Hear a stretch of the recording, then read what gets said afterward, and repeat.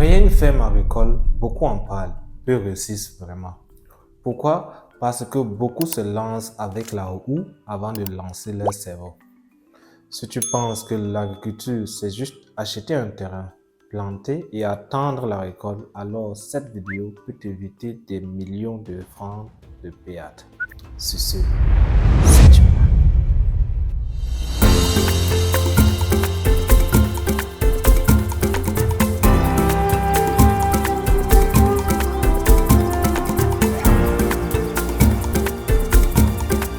Salut à toi, greetings. Bienvenue sur Agricule. Moi, c'est Emmanuel, jeune agronome spécialisé en production végétale. Ici, je te parle d'agriculture, de techniques, d'agribusiness pour t'aider à réussir ton projet agricole de manière saine, rentable et durable. Aujourd'hui, je vais te montrer comment créer une ferme agricole solide, rentable et durable dans notre contexte, étape par étape, même si tu es débutant. Reste bien jusqu'à la fin, je te donnerai une astuce terrain que très peu d'agropreneurs appliquent. Et pourtant, elle fait toute la différence. Entrons directement dans le vif du sujet.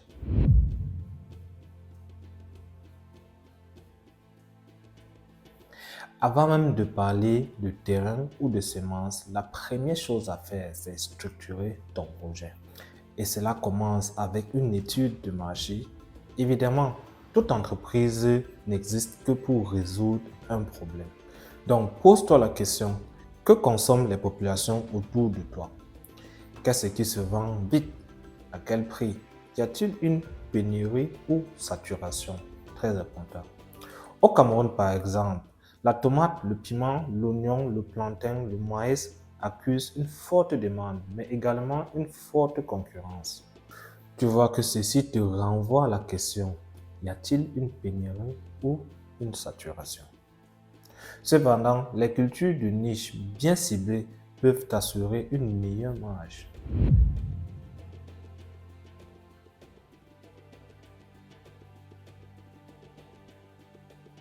Tu n'as pas besoin d'être un ingénieur agronome, mais ne pas se former, c'est signer l'échec à l'avance.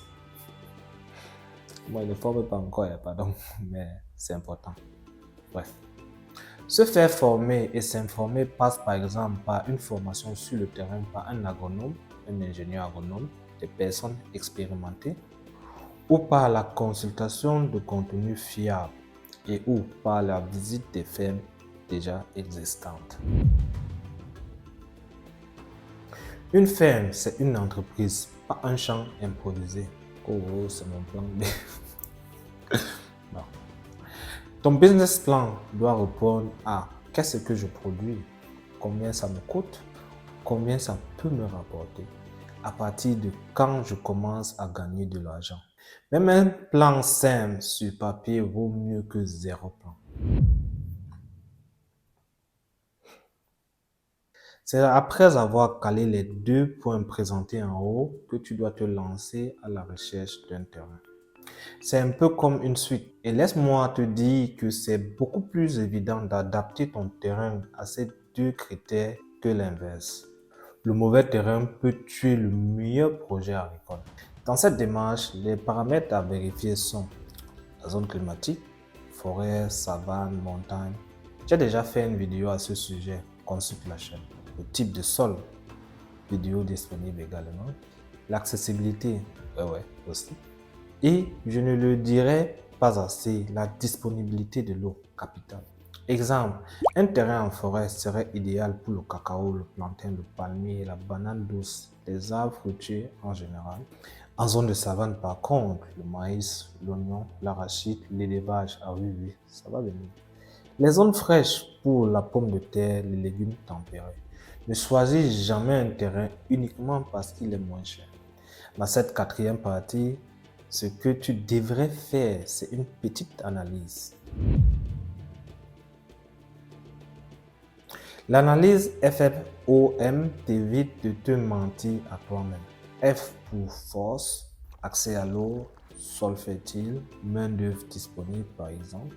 Le deuxième F pour faiblesse, manque de capital. Ça, c'est très fréquent. Peu d'expérience, accès difficile. Le O pour opportunité. Y a-t-il une forte demande? Tu vois, on revient encore sur la structure de la chose. Existe-t-il des programmes d'appui, des facilitations ou des accompagnements? Les marchés urbains sont-ils proches ou pas? Enfin, M pour menace. Est-ce que le climat est un problème? Y a-t-il une abondance de maladies? Est-ce que la zone est caractérisée par les vols ou des conflits fonciers? Cette analyse te permet d'ajuster ton projet à la réalité et pas à tes rêves. Après avoir fait cette petite analyse, tu dois... Beaucoup échouent parce qu'ils sous-estiment les coûts. À budgétiser sont le terrain, achat ou location. Les intrants ici, semences, engrais, la main-d'œuvre, l'irrigation, point d'exclamation. Les traitements, la logistique, prévoit toujours une marge d'imprévu de 20 à 30%. Je sais, c'est difficile, mais rien ne se passe toujours comme prévu. Après avoir traversé cette étape, tu devrais enchaîner l'étape de la... Même une petite ferme doit être légale. C'est important, surtout si tu veux élargir les moyens de vente de tes produits. À considérer la sécurisation foncière, le registre de commerce, si ton projet est évolutif bien sûr. Tu peux également considérer les autorisations locales et les coopératives agricoles. Ceci facilite l'accès au financement, les partenariats et apporte la sérénité à long terme. C'est vrai que tout ce travail est difficile, mais il est nécessaire. C'est moins d'erreurs coûteuses, une meilleure gestion du temps, une vision claire, une meilleure rentabilité, une capacité à déléguer et une sérénité mentale. Planifier, ce n'est pas perdre du temps, c'est éviter de perdre de l'argent, donc tu atténues tes risques. Mon conseil terrain, commence petit mais commence bien. Une ferme d'1 hectare bien maîtrisée est plus rentable que 10 hectares mal gérés. Teste, apprends, ajuste puis grandis. Si cette vidéo t'a aidé, like-la, partage-la à quelqu'un qui veut se lancer en agriculture. Dis-moi en commentaire quel type de ferme aimerais-tu créer. Abonne-toi avec Bull et active la cloche pour ne rien rater. Et comme toujours, à une prochaine vidéo tout aussi clairvoyante. Merci.